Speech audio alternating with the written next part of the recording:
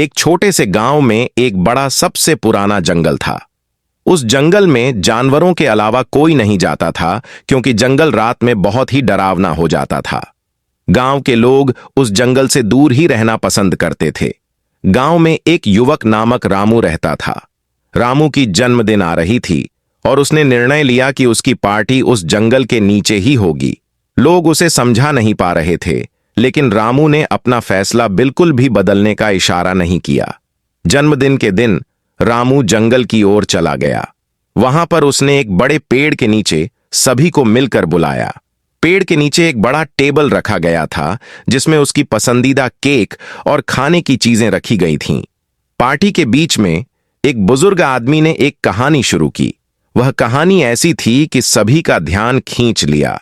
कहानी के अंत में बुजुर्ग ने बताया कि उस जंगल में कुछ ऐसा है जिसने उसे जंगल में कारागार है।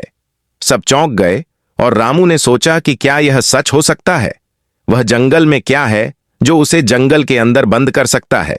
अगले कुछ पलों में सभी लोग उस जंगल की ओर दौड़ गए, लेकिन रामू वहीं पर रुक गया।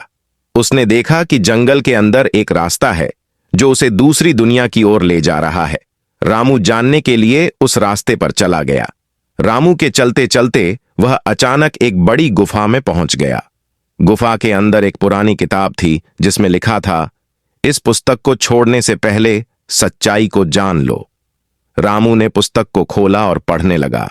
जल्द ही उसने यह जान लिया कि गुफा में एक जादूगर रहता था जो लोगों को उसके जाल में फंसा देता था। रामू को डर लगने लगा, लेकिन उसने अपने आप को सामर्थ्य दिखाने का फैसला किया। रामू ने जादूगर का जाल खोला और सभी लोगों को गुफा से बाहर निकाला। लोगों ने रामू की हिम्मत की सराहना की और उसे गांव का शेर घोषित किया। कहानी का संदेश: धैर्य और साहस की महत्वपूर्णता को बताते हुए यह कहानी हमें यह भी सिखाती है कि हमें हमेशा सच्चाई की तलाश में रहना चाहिए।